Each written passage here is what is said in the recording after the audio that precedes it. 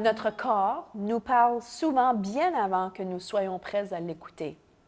Par la fatigue, les tensions, les troubles de sommeil, le stress ou le sentiment d'être dépassé, il tente parfois de signaler que quelque chose demande notre attention. Aujourd'hui, j'ai le plaisir d'accueillir Renée Purdy, naturopathe de profession. Renée accompagne depuis de nombreuses années des personnes qui souhaitent mieux comprendre leur santé et développer une relation plus harmonieuse avec leur bien-être physique, émotionnel et mental. Ensemble, nous explorerons la prévention, l'épuisement, la santé des femmes et ce que notre corps parfois tente de nous communiquer bien avant que nous soyons prêts à l'entendre. Renée, bienvenue. Merci Nadine. Merci d'être ici. Merci de m'inviter. Je suis contente d'être ici. Bien, la première question que j'aime demander à tout le monde au début, c'est dans quelle saison de ta vie tu te trouves en ce moment?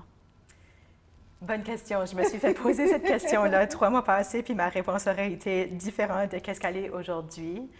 Je dirais que je suis dans une saison d'enracinement. Oh, OK. Oui. Je sens que je développe une place dans une communauté de façon différente que les 10 dernières années ou les 15 dernières années. Yeah. J'aime ça, Yeah. enracinement. Et pour moi-même aussi. OK. Yeah. Donc, personnel et professionnel. Personnel, professionnel, identité locale. OK. Oui. OK. Yeah. J'aime ça. Fait que qu'est-ce qui est le plus présent dans cette saison? Je dirais que trouver un équilibre, un nouvel équilibre. Puis quand je parle d'un aspect local, j'ai toujours eu le vouloir de travailler à l'extérieur, trouver des projets à l'extérieur. Puis je suis à un point où est-ce que je suis dans un moment de vouloir chercher des projets plus locaux, tisser des liens plus locaux. OK. Donc, c'est plus ces éléments-là qui sont plus présents dans ma vie en ce moment, du côté professionnel et personnel. OK. Yeah. Bien, de participer à ce podcast ici, ça, je pense que Oui. ça rime bien avec Absolument. Oui, ce absolument. désir-là. Oui. Oui. Bien, moi, je suis très reconnaissante que tu es ici. On accueille l'enracinement, l'identité locale. Oui. Quelles expériences, transitions ou épreuves ont fasciné la personne qui est assise devant moi aujourd'hui? Grosse question. Oui. C'est une grosse question. Je pense que c'est une liste de défis personnels, divorce, épuisement professionnel, intimidation au travail, plusieurs choses, je pense, ont mené à vraiment faire un re-questionnement de valeurs pour revenir à un équilibre. Qui est-ce que je suis? OK. Est-ce que si je ne suis pas une série d'éléments externes, professionnels, personnels, mariés, maman, etc., qui est-ce que je pense que c'est un épuisement a mené à faire un re-questionnement et un réalignement de valeurs. Donc, c'est une série d'événements, je dirais, Oui. qui ont apporté à, je pense, catalyser un moment de réalignement. J'entends retour à soi. Oui. OK. Oui. OK. J'inclurais la périménopause là-dedans aussi. Ben, tant mieux, parce qu'il y a des invités dans cette série pilote qui parlent de ça, moi inclus, donc merci de... Alors, tu vas en parler, pas juste le regard d'experte, mais le regard expérience vécue. Absolument. Oui. Oui. Surtout les côtés. Oui. Oui. J'accueille ça. J'aimerais faire place, si tu me permets, à comment tout ça, how does it feel? Comment tu te sens face ce que tu vis, ce que tu navigues? Je te dirais que c'est un peu comme un nouveau départ d'une manière, de quelque sorte, de mettre plus de place à qu'est-ce qui donne du bonheur. Donc, je me suis questionnée pourquoi je fais ça. Donc, j'avais plusieurs engagements professionnels. Je me suis questionnée pourquoi je fais ça. À la fin de tout ça, qu'est-ce que j'aurais?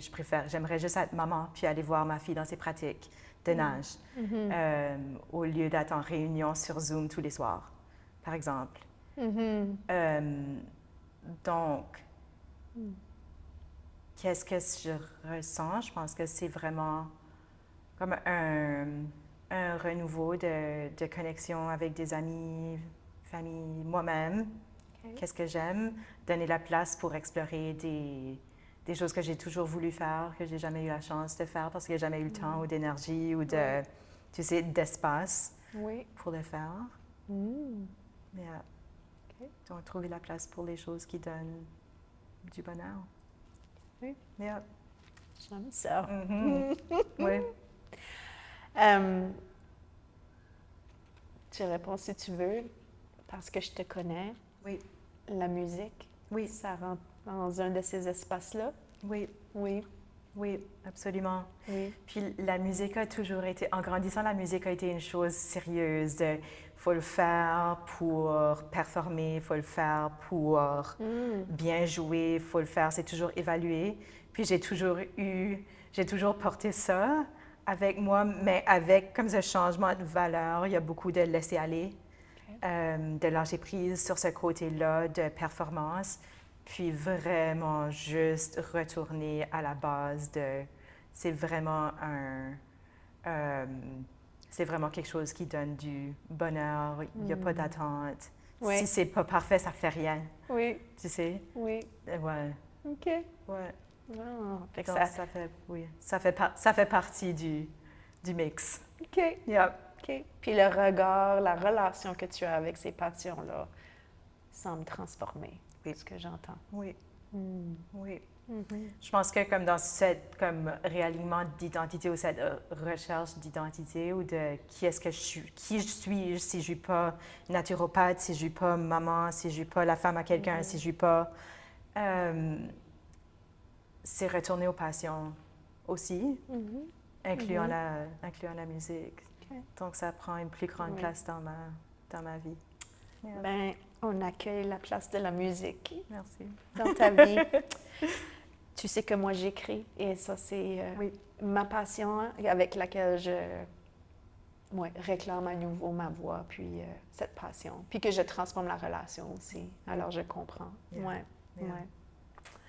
Fait que si maintenant, je te demande, en général, avec ton regard de naturopathe, ce que nous n'écoutons pas comme être humain, hein, Oui. qui navigue des complexités dans la vie, qu'est-ce que le corps tente de nous dire qu'on n'entend pas encore souvent? Je pense que notre corps nous parle de façon subtile au début. OK. Quand on n'écoute pas, il nous envoie des signaux de fatigue, comme tu as dit au début. Fatigue, insomnie, douleur, toutes sortes de symptômes physiques. Tension artérielle qui monte, symptômes digestifs. Donc, notre corps commence à nous parler de façon subtile. Si on ne l'écoute pas, notre corps commence à nous parler de plus en plus fort. Je ne vais pas attribuer tous les symptômes physiques au stress, mais je pense qu'on peut associer une liste énorme de symptômes au stress. Le stress, ce n'est pas le stress qui est responsable pour tout, mais j'aime utiliser l'analogie d'un panel électrique Oui. qui en surchauffe. Oui. Donc, quand on a une surcharge de stress, un surplus de stress, le corps va le lancer au physique comme façon d'éviter une surchauffe OK. de stress, d'émotion, OK. de fatigue. Donc, c'est là qu'on commence à développer des symptômes physiques. Puis c'est comme ça que notre corps commence à nous parler. OK. Yeah. OK. Donc, c'est ça que je vois. Quand je parle aux gens, c'est OK, Oui. est-ce que Ouais. Pourrais-tu identifier qu'est-ce qui se passe dans ta vie? Oui. Ouais. Mais justement, alors c'est quoi les signaux que les gens ont tendance à ignorer? Je dirais que dans mon expérience, ce que je vois, c'est que les gens se disent, c'est correct, oui, je reconnais que je suis fatiguée, je reconnais que j'en ai trop sur mon assiette, je reconnais que je dors pas assez, je reconnais que j'ai pas de temps pour faire de l'exercice, je reconnais que le stress impacte ma digestion, etc. Mais au lieu de prendre ça comme un signal, on se dit, c'est correct, je vais juste pousser à travers. C'est correct, j'ai juste besoin de finir ceci. J'ai pas de place, je peux pas dire non, je peux rien changer dans ma vie. Donc, c'est de cette manière-là, on se sent un peu invincible peut-être, ou qu'on n'est pas, qu'on on est capable de pousser à travers. Donc, je pense pas que c'est, dans mon expérience, je pense pas que c'est qu'on écoute, qu'on les reconnaît pas. Je pense qu'on les écoute pas. Donc, on pousse, on pousse, on pousse, on pousse. Jusqu'à des fois, jusqu'au point où est-ce que notre corps parle plus fort. Oui. Puis on est obligé. On est obligé d'arrêter. Le panneau surchauffe, là. Le panneau, ouais, c'est ça. Et, question off-script, mais je suis juste curieuse de d'où, à ton avis, ça vient, ça? Cette envie de push-through, on continue quand même. Je vais répondre à cette question-là peut-être de mon expérience personnelle et de mon expérience professionnelle, mais une peur de laisser tomber les autres. Ça, c'est les liens communs que je vois. Une peur des apparences, qu'est-ce que les gens vont penser. Un perfectionnisme. Si je suis pas capable, qui est-ce que je suis? Ça, où est ma valeur? Je pense qu'on fait des compromis où on a fait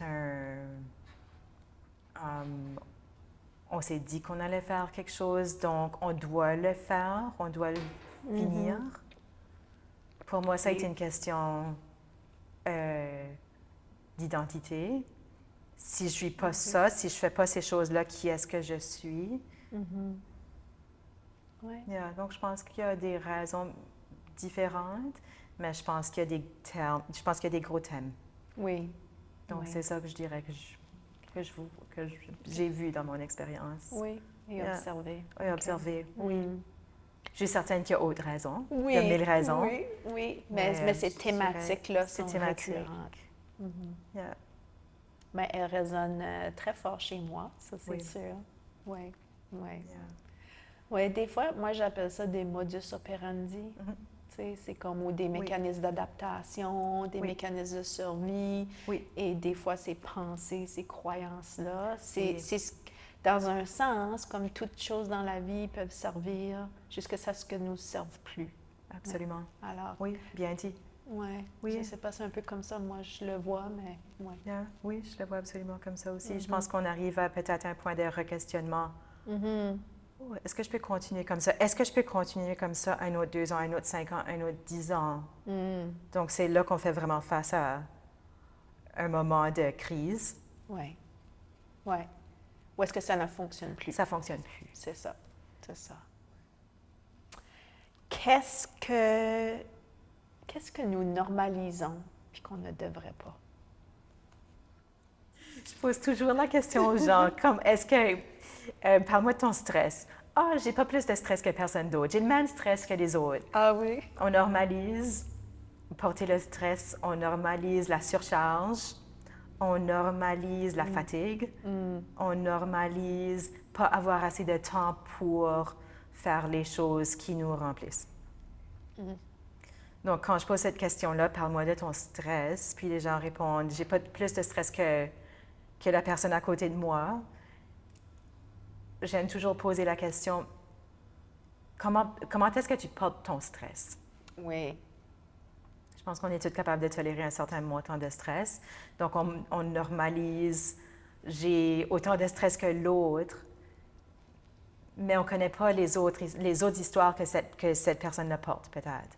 Ou les choses que cette personne-là ne partage pas avec. Donc, c'est autant de gens autour d'elle. Exact. Qu'est-ce que tu observes lorsque tu poses la question « Comment portes-tu ce stress-là? » Ça varie. Oui. Il y a des gens qui ont vraiment fait une prise de conscience puis qui disent « c'est trop ». Il y a des gens qui disent « je devrais être capable de le porter ».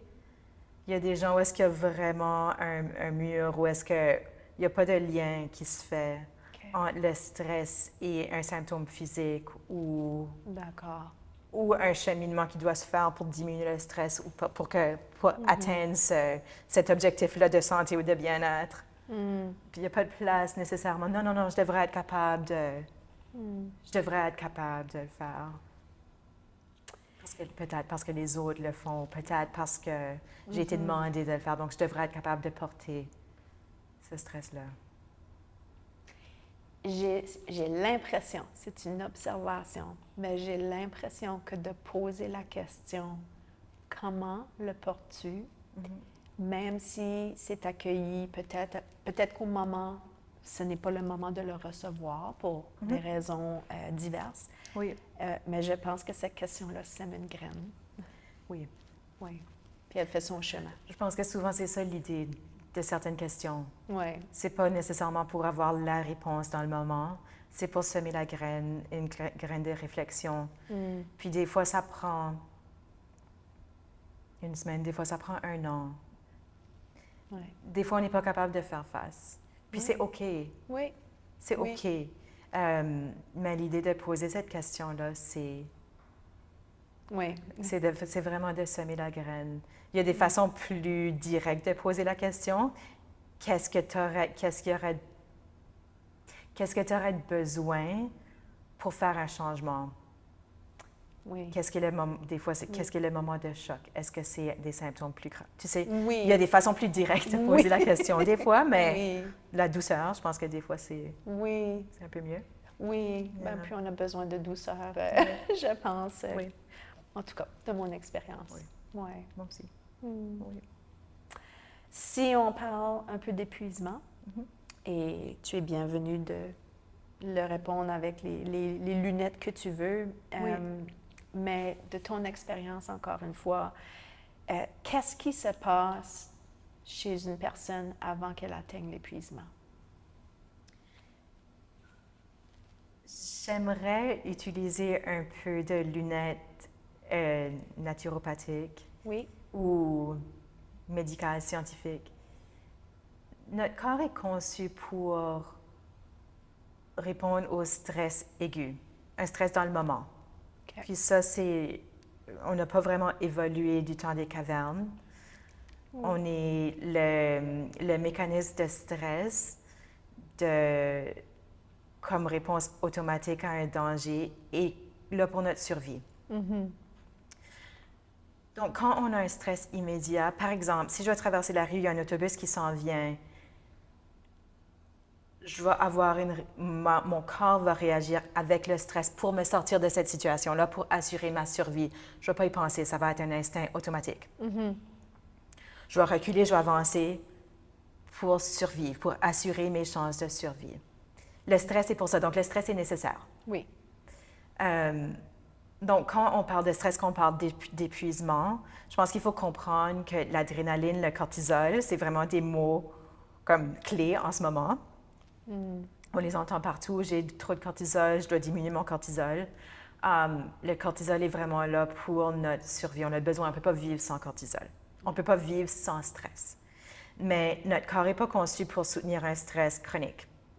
Donc, si on est dans un stress chronique qui dure pendant des semaines, pendant des mois, pendant des années, sans relâche, c'est là qu'on épuise nos ressources internes. Puis on n'est pas capable de faire un replein de ressources avec le sommeil, avec le repos, avec l'exercice, avec les connexions sociales, avec l'alimentation.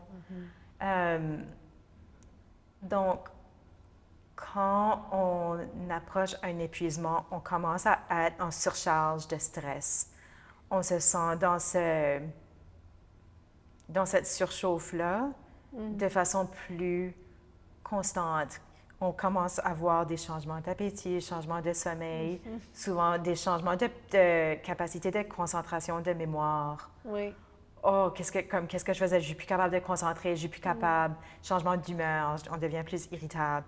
Tous ces signaux-là, elles nous indiquent peut-être qu'on approche un épuisement.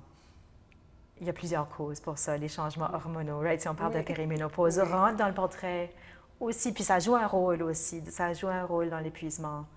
Mais des signaux qu'on ne devrait pas ignorer, c'est ceux-là. C'est, est-ce que je suis toujours dans ce overwhelm, dans cette surcharge-là émotionnelle? Est-ce que j'arrive plus, je sens que j'arrive plus à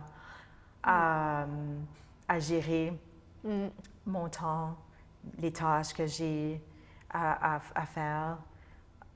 Donc, je pense que ça commence par là, ça commence par les petits.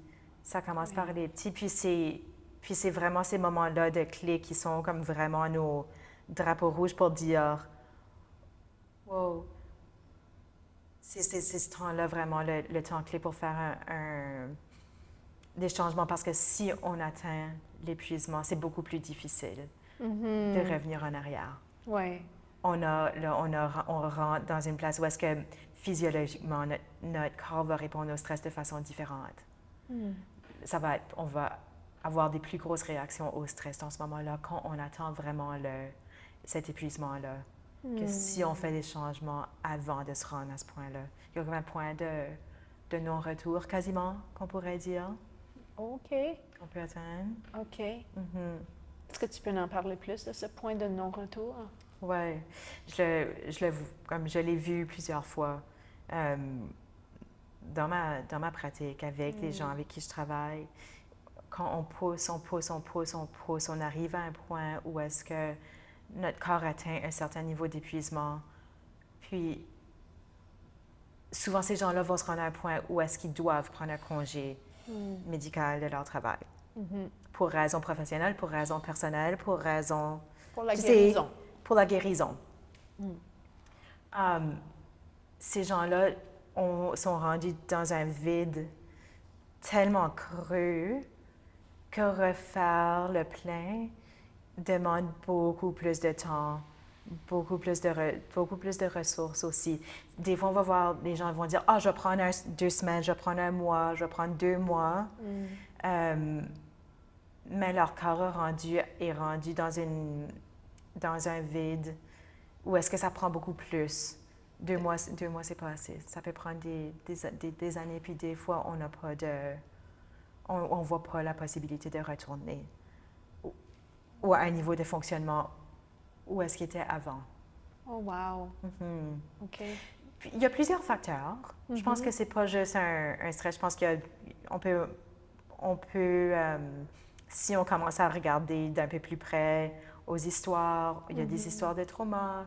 C'est pas un événement. Il y a plusieurs événements. Oui. Il y a plusieurs couches qui viennent se mettre une au-dessus de l'autre. Mais qu'est-ce qui arrive physiologiquement lorsqu'on atteint ce point-là? C'est qu'aussitôt qu'il y a un stress, notre corps va aller dans une réaction de stress beaucoup plus grosse, beaucoup plus rapidement. Donc, qu'est-ce qui est notre capacité de tolérer le stress? Elle change, donc elle diminue. Oui. Il y a beaucoup, donc tout d'un coup, on n'est plus capable de tolérer le stress, on n'est plus capable d'emporter autant dans notre assiette comme on pouvait avant. Oui. Donc, c'est cela, quand je dis ça comme un changement physiologique, c'est tout d'un coup, la réaction au stress va venir beaucoup plus vite, puis de façon beaucoup plus prononcée. Oui, c'est un bon mot, ça, prononcer. Mais oui, ça résonne. Ceci résonne avec moi, mais je pense que ça va résonner avec beaucoup de gens qui reconnaîtront s'ils ont navigué ou tu sais. C'est ça. Puis je pense que je pense qu'il y a une perte d'identité là-dedans aussi parce qu'on se dit, mais j'étais capable de faire ça avant. Pourquoi je suis plus capable de le faire? Oui. C'est parce que notre corps reconnaît n'importe quel petit stress comme un danger. Ou est-ce qu'avant, il y avait de la place? on avait une capacité, mais là, une petite chose va vraiment faire déborder le seau. Oui, Yeah. oui, ça impacte Oui. cette capacité-là. Mhm. J'aimerais qu'on fasse 2 parenthèses parce qu'il y avait du bon contenu là-dedans dans tes réponses. Périménopause. Donc, on a parlé de, tu sais, cet impact-là chez les femmes qui naviguent la périménopause. Est-ce que c'est de l'épuisement? Est-ce que c'est de la périménopause? Est-ce que c'est les deux? Si tu peux parler de, encore une fois, cette lunette naturopathique, qu'est-ce qui se passe? Ouais, je pense qu'avec la périménopause, on pense aux hormones, on pense notre cycle devient irrégulier, on pense à la fertilité, on pense à un paquet de choses. Mais la périménopause qui commence alentour de 40 ans, peut-être un peu avant, peut-être un peu après, il n'y a pas vraiment de date fixe ou d'âge fixe pour ça. On voit un changement dans la production d'hormones. C'est un stress énorme pour le corps, c'est un stress physiologique qui apporte des stress émotionnels. Oui. Mais on voit un changement dans comment les hormones vont impacter notre santé mentale, notre capacité pour le stress aussi. Donc, lorsqu'on produit l'estrogène, la progestérone, ces hormones sexuelles-là nous aident à gérer le stress. Donc, ils vont aider à contrôler le cortisol, la production de cortisol. D'accord. Ils vont faire comme un genre de buffer OK. pour le stress. Quand on a des changements avec la périménopause, des changements hormonaux, chaque mois va être un peu différent. Puis notre cycle va peut-être devenir un cycle de 3 mois où est-ce qu'on va voir, on n'a pas eu de cycle pour 3 mois. All On over va the voir place. all over the place. C'est un roller coaster. Oui. Puis on va plus avoir ce buffer-là hormonal de la même manière. Donc, on va plus être capable de tolérer le stress de la même manière. Donc, ça, c'est un changement. D'accord. Nos hormones, l'estrogène, la progestérone aussi affectent chaque cellule de notre corps. C'est pas juste nos organes reproducteurs que ces hormones-là vont venir affecter. Il y a un impact énorme sur notre cerveau, sur comment on produit nos neurotransmetteurs, la sérotonine, le GABA, la dopamine. On voit un énorme changement dans comment on va produire ces neurotransmetteurs-là aussi, qui va avoir un impact sur comment on va gérer le stress. OK. Et peut-être juste brièvement expliquer neurotransmetteurs et leur Donc, rôle. neurotransmetteurs, on peut dire c'est comme des messagers chimiques qui viennent impacter notre humeur. Donc, ils jouent chacun un rôle qui va affecter le stress, l'anxiété, dépression, un sens de motivation, d'énergie. Donc, chaque neurotransmetteur, donc chaque messager chimique va venir impacter notre humeur de façon spécifique. Donc, on va les produire de façon différente aussi lorsqu'on est en périménopause. Qui apporte, je pense, un changement d'identité avec la périménopause. Oh, je me reconnais plus. C'est quelque chose que j'entends souvent. Est-ce que c'est le stress? Est-ce que c'est la périménopause? Est-ce que c'est quelque chose d'autre? Est-ce que c'est une combinaison de plusieurs facteurs? Oui. Je pense qu'il n'y a pas une réponse. C'est pas blanc et noir comme ça. Mais on voit vraiment un changement d'identité. Pourquoi je suis plus capable de tolérer le stress comme j'étais avant? C'est parce qu'il y a des changements hormonaux. Il y a une étude qui a sorti, qui a été publiée une couple d'années passées. C'était la première étude scientifique qui a été publiée dans un journal scientifique qui reconnaissant l'impact de la périménopause sur la santé mentale.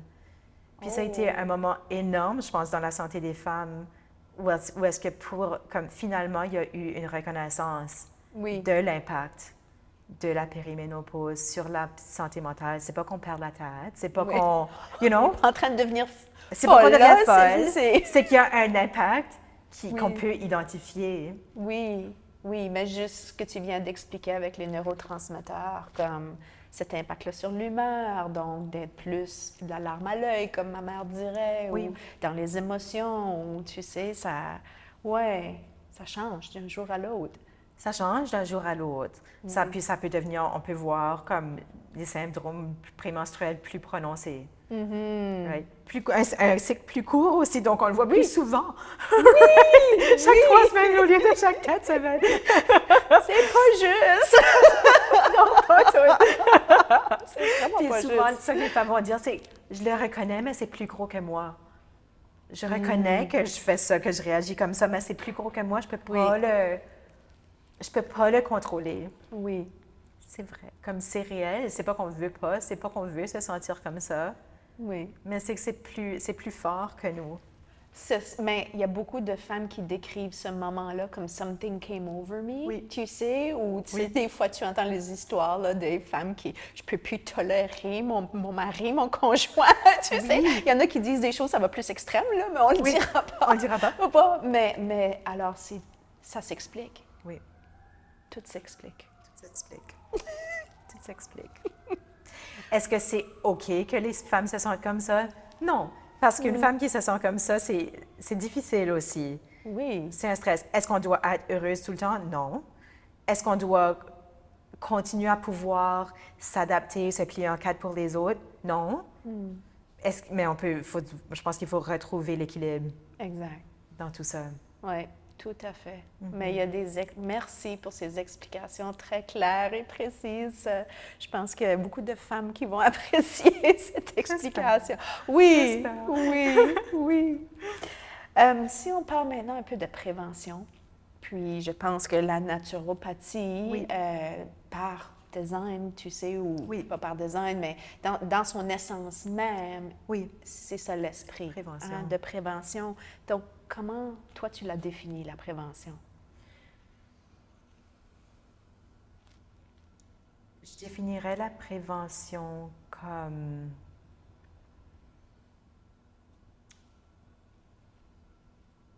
tout ce qu'on appelle les approches douces, les approches style de vie pour maintenir un équilibre de bien-être. De bien-être, puis lorsque je parle de bien-être émotionnel et physique, incluant santé mentale, incluant énergie, incluant ce qu'on peut identifier dans nos prises de sang. Tu sais? Donc, quand on parle de prévention, on ne parle pas nécessairement de qu'est-ce qu'il est suppléments que je peux prendre pour éviter une maladie cardiovasculaire.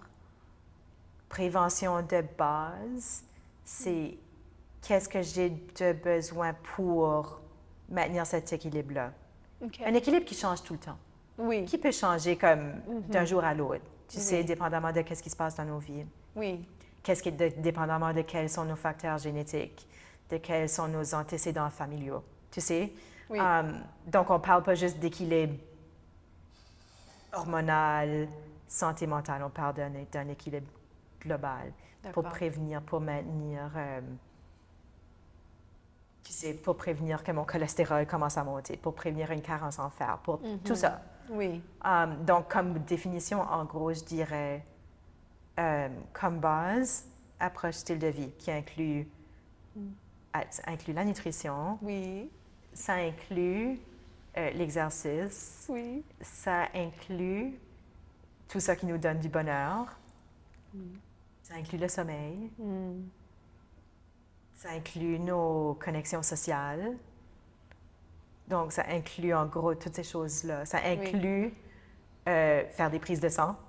Oui. Tu sais, ça inclut comme tous ces aspects-là de notre santé. Bien comprendre où est-ce qu'on se trouve. C'est comme, c'est quoi ton baseline, là? C'est quoi ton baseline? C'est quoi ton baseline? Oui. Donc, je pense que comme au début de la périménopause, donc fin trentaine, début quarantaine, c'est un bon moment pour commencer à réfléchir à ces choses-là. Parce que c'est ce moment-là qu'on va vraiment voir, disons, un sweet spot pour voir que les choses vont commencer à changer. OK, comment je me sens? Puis, comme commencer à faire une introspection. Qu'est-ce qui marche pour moi? C'est un moment où est-ce qu'on veut commencer à questionner notre style de vie. Est-ce que c'est un style de vie qui marche pour moi? On n'a pas besoin de virer nos vies à l'envers non plus, là, pour faire ça. Ou peut-être. Des fois, oui. Des fois, oui, il faut. Oui. Mais de façon tolérable Oui. aussi. Oui. Et soutenable. Et soutenable. Et soutenable. Puis je pense que si on regarde à virer nos vies à l'envers, est-ce que c'est... on regarde ça aussi, des fois les gens vont dire, OK, j'ai une liste de choses que je veux faire pour bien me sentir en périménopause, mais ça devient une liste interminable de tâches. Je dois faire de l'exercice, je dois manger X nombre de protéines, je dois... Et la liste continue qui devient un stress de juste comme une liste de choses à faire que je fais juste pour dire que je les ai fait. Donc, je pense qu'il faut comprendre pourquoi puis quels sont nos objectifs D'accord. à long terme avec ça aussi. Et que ça devienne plus, j'entends, ta façon d'être, ta façon, tu sais, plutôt que, oui, je coche des choses à faire. Oui, Ouais. J'entends ça. oui, oui. Yeah. C'est quoi les petits gestes qui ont le plus d'impact à long terme qu'une personne peut faire?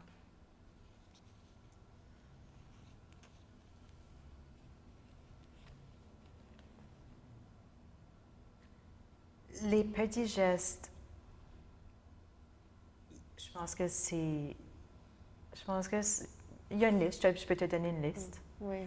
Mais je pense que quand on pense à cette liste-là, c'est les petits gestes. Quels sont les petits gestes que je serais encore capable de faire dans 3 ans d'Aster, OK. dans 10 ans d'Aster?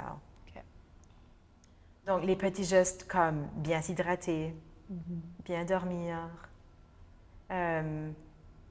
manger des repas équilibrés,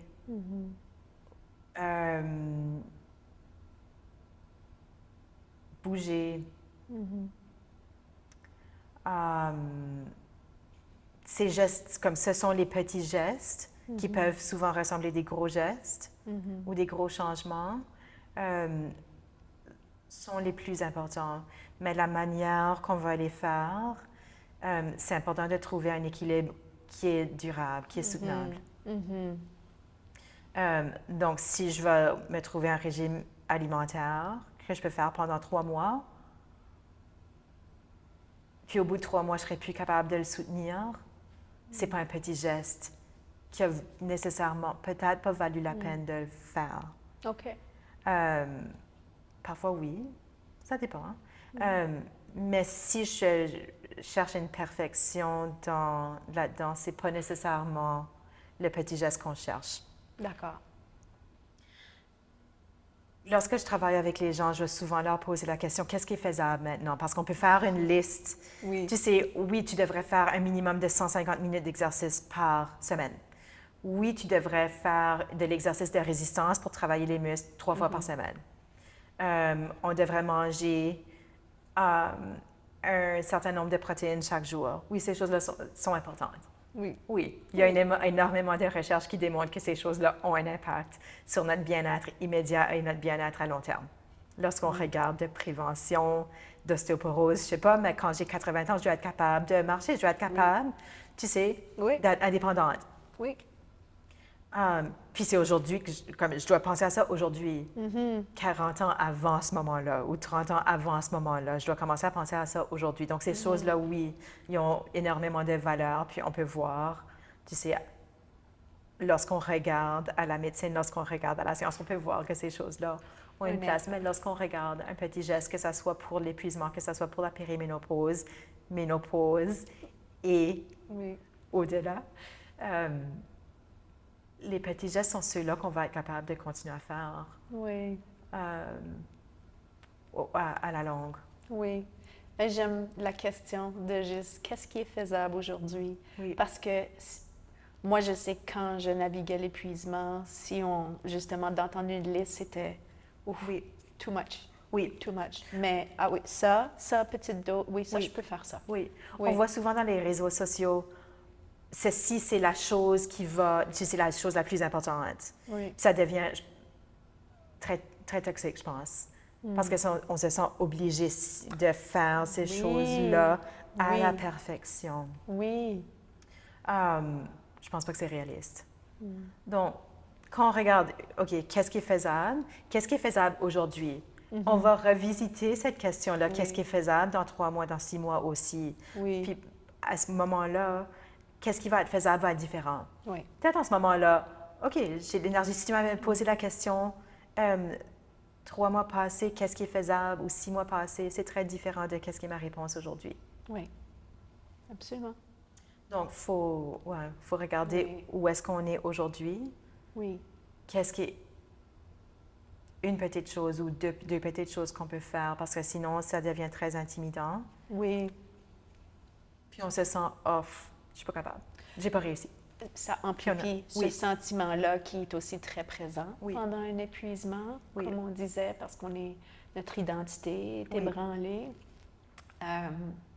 Puis j'aime quand tu parles justement de ressources disponibles, parce que qu'est-ce qui fonctionne pour un, peut-être ne fonctionne pas nécessairement pour l'autre. Oui. J'entends, il y a des principes généraux qui Oui. s'appliquent, mais oui, si Martine a fait telle chose, peut-être ça ne marchera pas pour Nadine. Oui. Alors, alors j'aime Oui, l'approche absolument. Oui. individualisée à regarder à ça.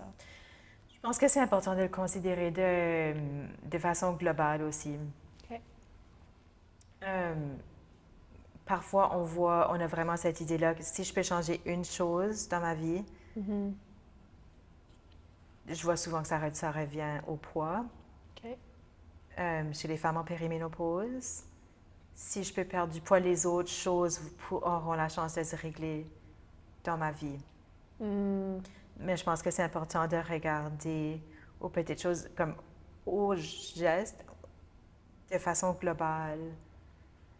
C'est pas nécessairement régler une chose va pas avoir l'effet Oui, de régler. Si on commence à regarder, il faut regarder tout autour. exact.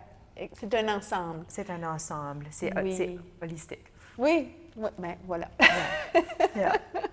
Oui, j'aime ça. Si on continue de parler de santé des femmes, c'est quoi les conversations que tu trouves qui sont encore absentes lorsqu'on parle justement de périménopause et ménopause? Les conversations absentes, je pense que ça dépend OK. d'avec qui on parle. Une femme qui va voir son médecin de famille, je vois qu'il y a un énorme changement pour le positif, pour le mieux dans les conversations, mais il y a encore la conversation de prends pas d'hormones, l'hormonothérapie, c'est dangereux. Il y a encore la conversation de un push-through.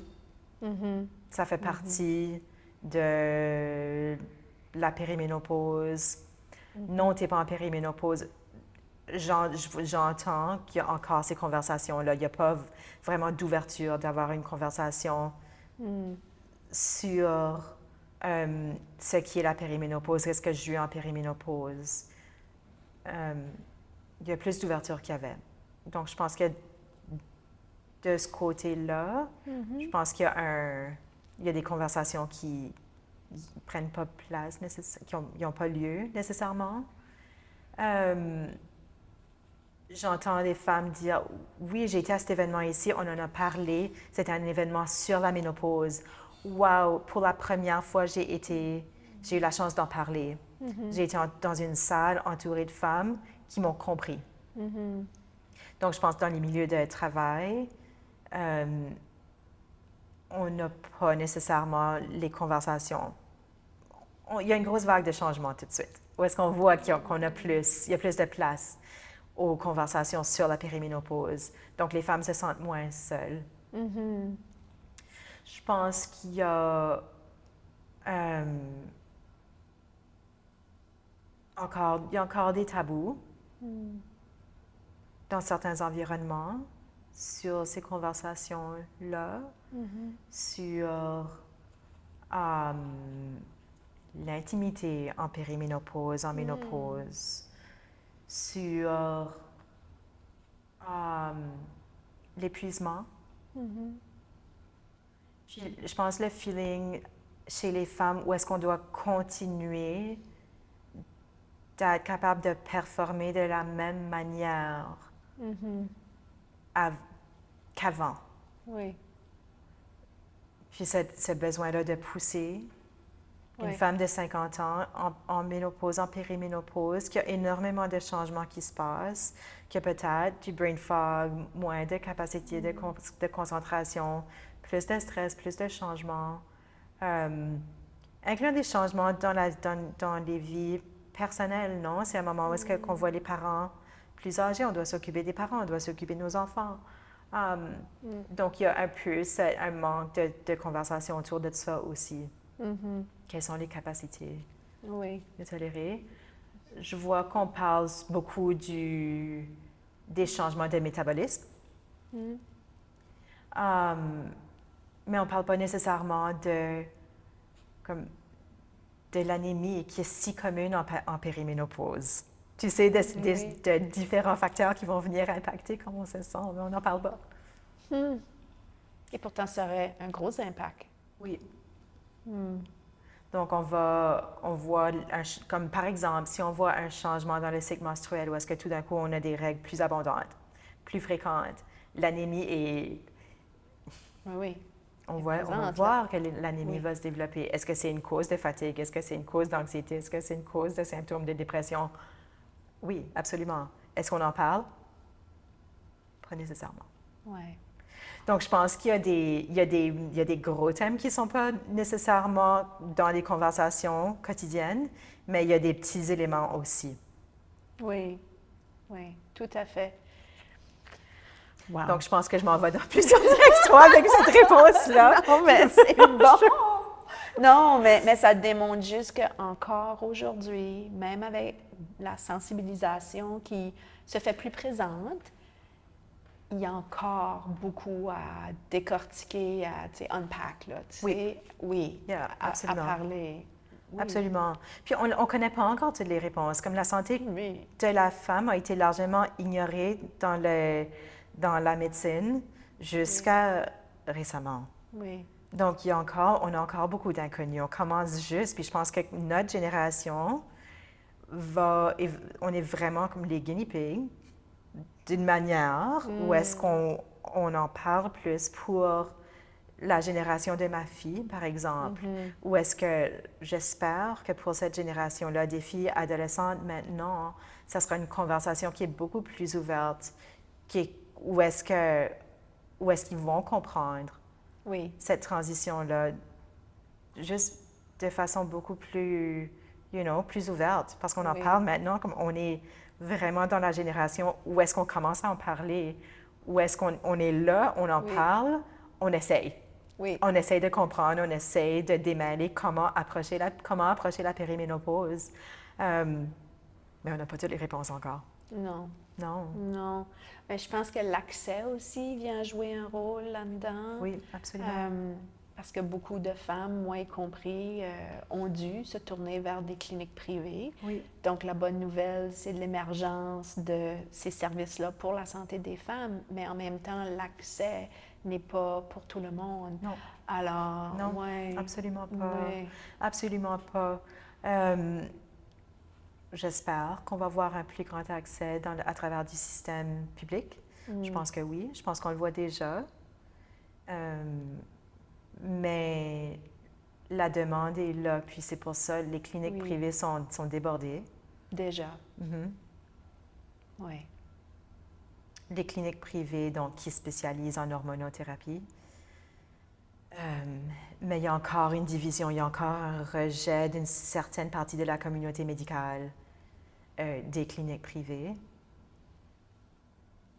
Mais on voit un changement, on commence à voir peut-être que l'équilibre, on commence à trouver un juste milieu. Je ne pense pas que ça sera cette année, mais je pense je pense qu'il y a espoir. D'accord. Oui, qu'on s'en va dans cette direction-là. En Nouvelle-Écosse, il y a un nouveau centre qui va ouvrir, spécialisé en ménopause. Oui. Donc, on voit qu'il y a des changements. Il y a de l'émergence, il y a des choses qui se font, donc qu'on pourrait regarder et peut-être instaurer au Nouveau-Brunswick. Peut-être. J'aime ça. On va aller dans la thématique de revenir à soi. Et puis, encore une fois, tu peux porter la lunette que tu veux. Qu'est-ce qui aide les gens à reconnecter avec eux-mêmes?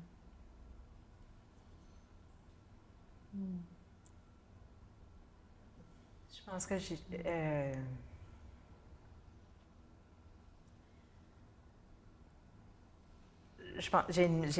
j'ai une réponse pessimiste et une réponse optimiste. Okay. Ma réponse pessimiste, c'est que c'est la crise OK. qui pousse les gens à vraiment prendre un regard sur la direction de leur vie et une réévaluation de valeurs. Est-ce que je vis une vie qui est alignée avec mes valeurs? Ou est-ce que je vis une vie où est-ce que je réponds aux attentes des autres? Donc, je pense que parfois, c'est un moment de crise. Je pense que la périménopause apporte cette introspection-là aussi. Je pense qu'on arrive à, OK, qu'est-ce que je fais avec ma vie? Je suis rendu à un point dans ma vie où est-ce que je regarde à la deuxième moitié de ma vie? Est-ce que j'ai pris une direction? Est-ce que j'ai une direction que j'aime pour les prochains 30, 40, 50 ans de ma vie? Est-ce que je suis alignée d'une manière qui résonne avec moi et mes valeurs?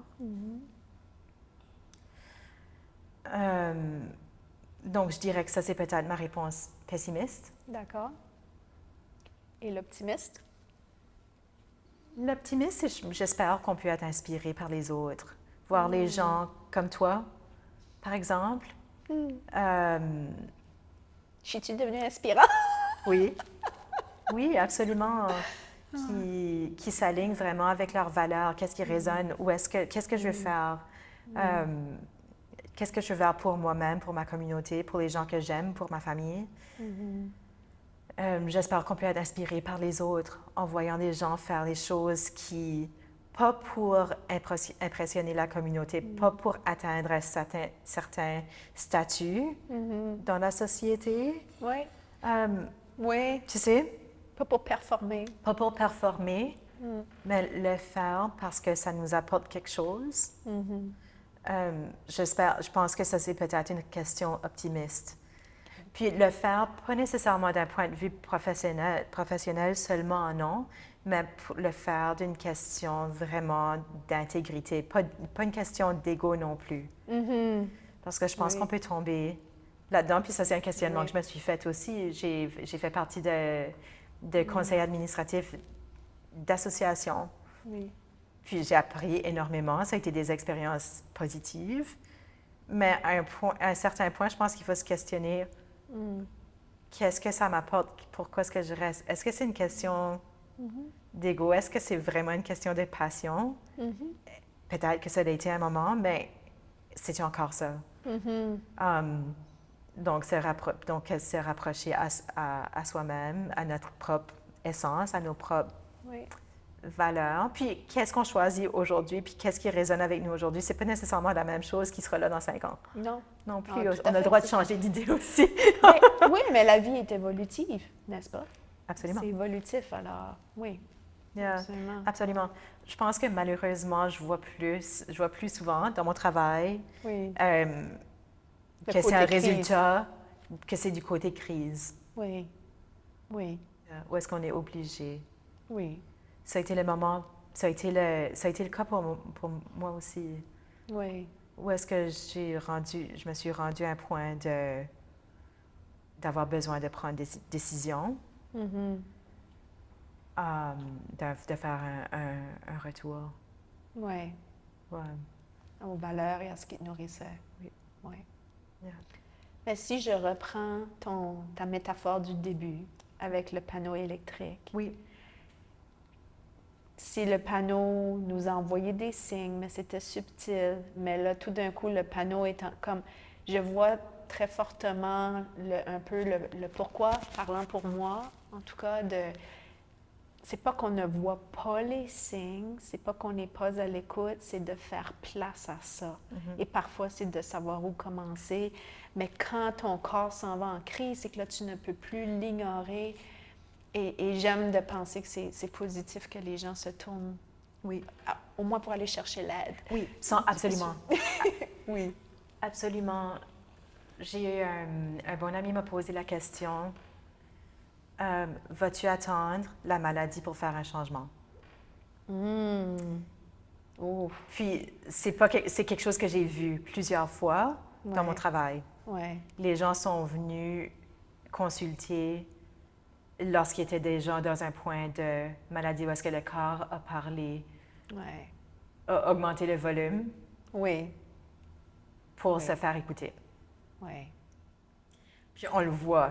Non, on peut le voir. Puis je le vois chez les gens. Puis lorsque je me suis fait poser cette question-là, c'était vraiment un miroir pour dire, tu reconnais les signes. Pourquoi est-ce que tu ne fais pas le changement? Puis je pense qu'on peut tous se poser cette question-là. Parce que c'est pas facile, c'est pas évident de faire de faire un changement, surtout si ça nous fait re-questionner Oui. notre identité, qui est-ce qu'on est. Si je fais pas ça, qui est-ce que je suis? Oui. Qu'est-ce qui est ma Oui. valeur à la société si je fais pas ça? Donc je pense que souvent, Oui. c'est ça porte plus de poids.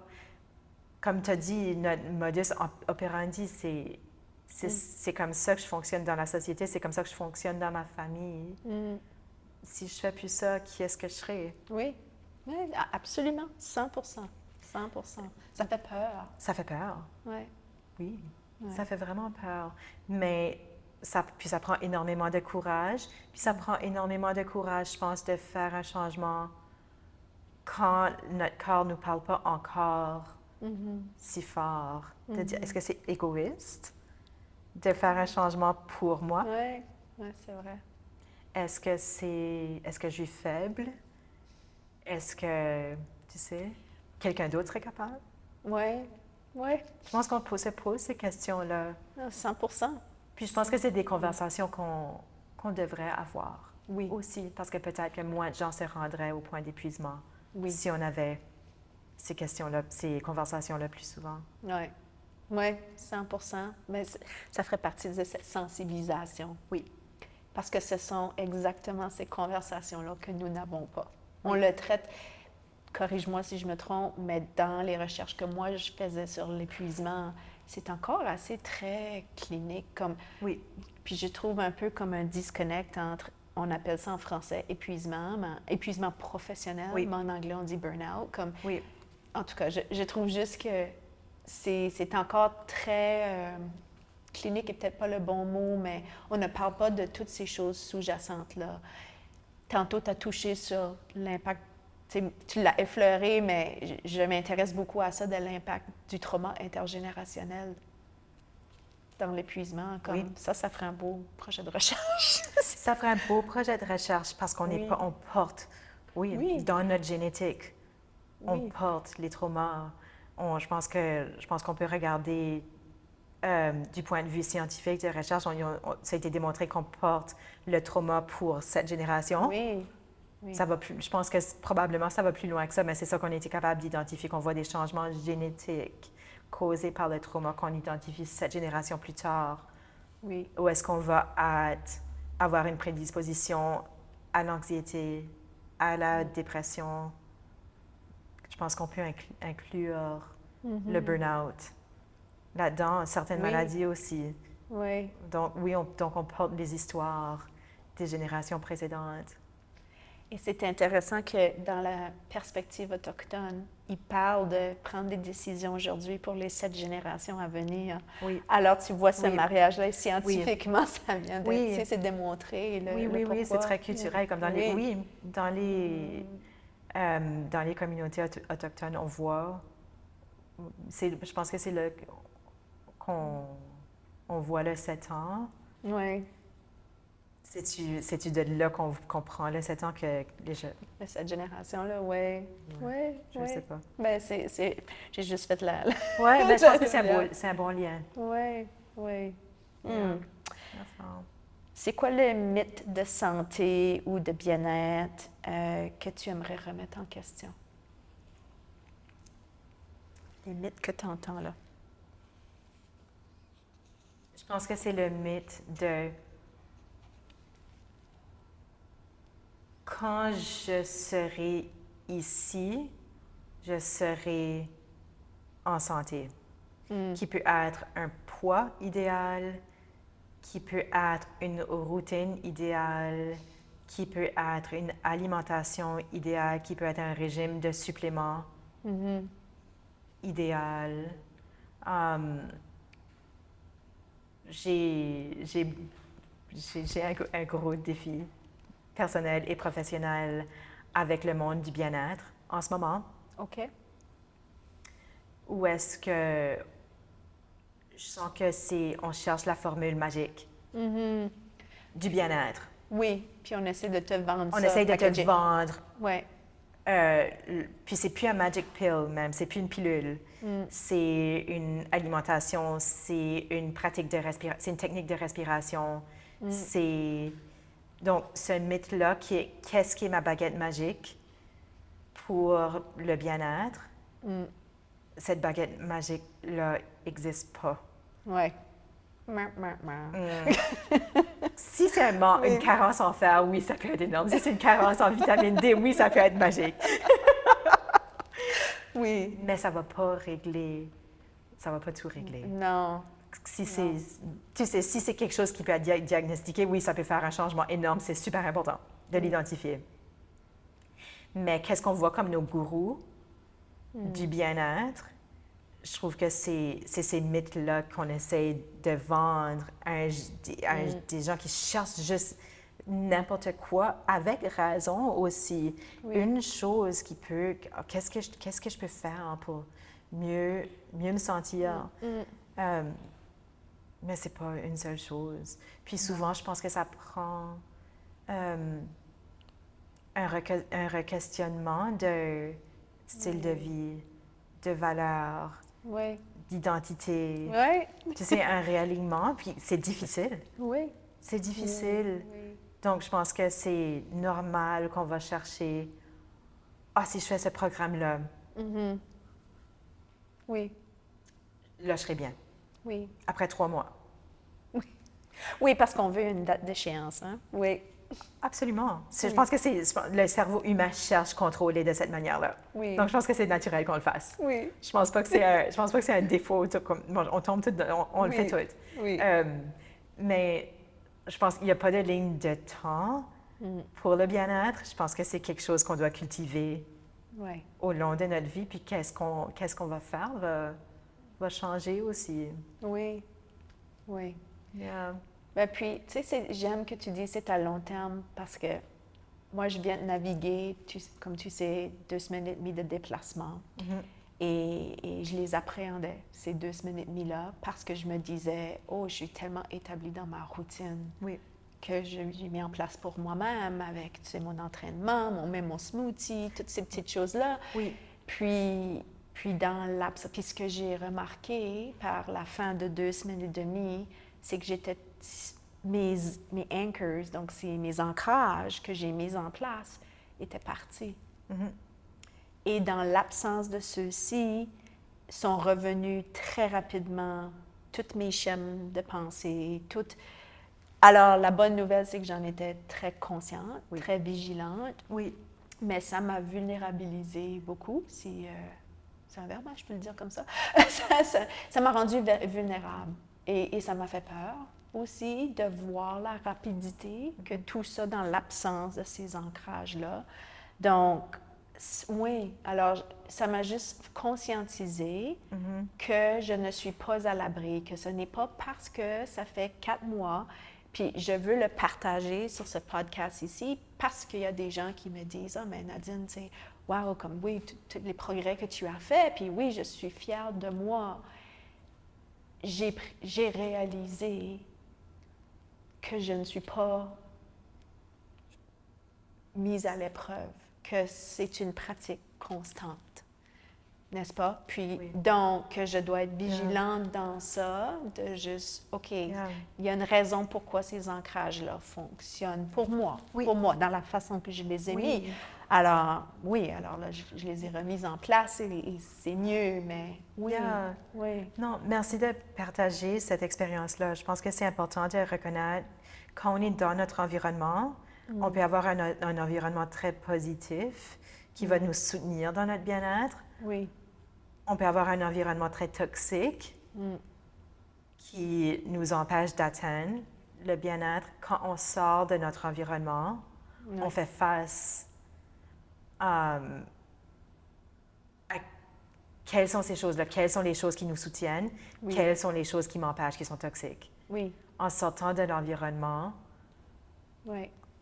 OK, on prend on a un éloignement, on voit comme de survol Oui, un oui, peu. oui, 100%. Yeah. Oui, puis on fait 100%. face à différents Oui, oui, questionnements, différents défis, différentes prises de conscience, comme tu as dit. oui, oui, Yeah. Oui. oui. Je pense que c'est pour ça que c'est important aussi de sortir de notre environnement de temps en temps. OK, Yeah. OK. Parce que si on est tellement ancré dans une routine, on n'a pas de challenge pour dire, OK, est-ce que j'ai un équilibre que j'aime? Est-ce que, ou est-ce qu'on vit comme avec un genre d'inertie qui fonctionne? OK. Ben, j'aime que tu partages ça parce que je t'avoue que la partie de moi qui a vécu ça, qui a été comme vraiment terrifiée de voir comme, OK, ça n'a pas pris grand-chose pour donc enlever mes ancrages. Euh, J'étais comme, I'm staying put. Je ne sors pas de mon environnement, mais j'aime que tu me rappelles à ça, que non, dans le fond, c'était plus juste, c'est une leçon apprise. Oui. Et comment, qu'est-ce que j'ai besoin de faire lorsque je serai exposée dans un autre environnement pour, Ouais. ouais, l'amener, Je pense que ça donne aussi l'opportunité de reconnaître qu'est-ce qui fonctionne, qu'est-ce que j'aime, Oui, oui, d'apprécier, oui. tu sais, je pense que ça te permet aussi de faire ça. Absolument. Yeah. Oui, oui, Yeah, oui. tu sais. Oui. Tu sais, ben, quand on n'est pas à la maison, on mange différemment, Oui. on dort peut-être pas aussi Oui. bien. Oui. Mon smoothie, j'avais pas accès à mon smoothie le matin. Good for- Tu sais. Non, mais c'est fou, hein? Mais c'était aussi Oui. simple que ça, là. Oui. Il est où mon smoothie? C'était ma source, tu comprends, de Oui. protéines. Oui. Puis je cherchais, c'est pas parce que j'ai pas cherché. Oui. Oui. Mais je pense que quand on s'ancre dans des routines, je pense que ça nous apprend aussi à trouver différentes ressources, à maintenir une certaine flexibilité, Oui. Oui. qui est importante Oui. aussi. Puis c'est pas dans tous les moments. Quand on a vraiment comme une routine qui fonctionne, Oui. qui nous maintient, c'est important. Oui. Et. Et, Oui, de regarder à comment incorporer la flexibilité. J'aime ça. Merci. Ça, c'est très aidant. C'est aidant pour moi. C'est peut-être aidant pour d'autres. 2 dernières questions pour la partie de ce qui résonne. Qu'est-ce que ton travail t'a appris sur l'être humain?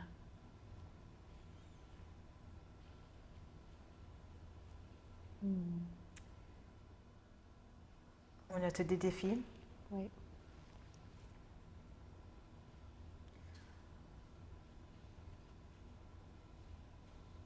On a des liens communs qui se présentent de différentes manières. Ta question me fait réfléchir aussi sur du travail que j'ai fait au Nicaragua. OK. J'ai travaillé comme naturopathe à Toronto, au Nouveau-Brunswick, en Colombie, puis au Nicaragua. Au Nicaragua, j'ai travaillé dans une clinique rurale où est-ce qu'il y a des gens qui marchaient 2 ou 3 heures pour se rendre. C'était une clinique gratuite. Wow. Donc, des gens qui ont pas grand ressources matérielles.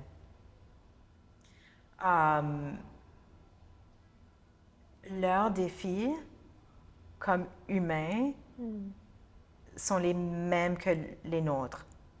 Leurs défis en termes de ressources matérielles sont différents. Ces défis-là sont différents. Tu sais, avoir accès à de l'eau, avoir accès à la nourriture, avoir accès à... C'est différent. Oui. Mais leurs défis, comme humains, sont les mêmes. On a les mêmes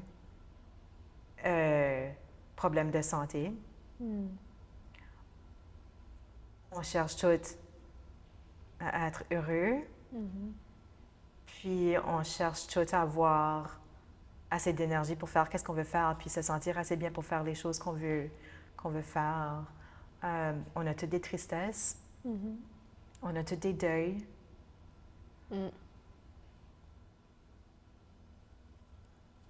On a toutes des je sais pas, des espoirs. Oui. On a tous Des des aspirations. rêves. Oui. Des... l'histoire est différente, les mots sont différents, mais on a tous ces éléments-là. Puis je pense que une chose que j'ai dans mon travail, c'est que j'ai le temps de parler avec les gens, puis d'écouter leurs histoires. Un rendez-vous dure 1 heure. Donc j'entends beaucoup d'histoires. On a toutes des histoires. Donc, comme humain, on vit. Ouais, je pense que c'est ça. Mon travail me donne vraiment la chance d'apprécier et de reconnaître que c'est pas juste moi qui ai des défis. Je pense de manière très égoïste, je vais le dire. Mais la résilience chez les gens est incroyable. Oui. J'espère que ça répond à ta question. Absolument. Yeah. Absolument. Qu'est-ce qui résonne le plus pour toi en ce moment?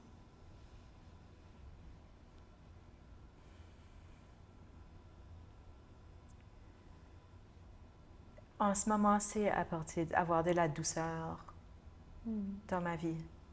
C'est ça qui résonne le plus. J'ai porté les attentes des autres pour longtemps. Que c'était les attentes de ma profession, les attentes de la société, les attentes des gens avec qui je travaille, même de vouloir avoir la réponse. Les attentes de qu'est-ce que ça ressemble avoir le succès. Qui n'était pas ça qui résonnait pour moi. Donc, vivre en douceur, c'est ça qui résonne pour moi en ce moment. D'accord. On accueille la douceur. On accueille la douceur. Merci. Est-ce qu'il y a quelque chose qu'on n'a pas parlé puis que tu aimerais partager ou de nommer avant qu'on conclue?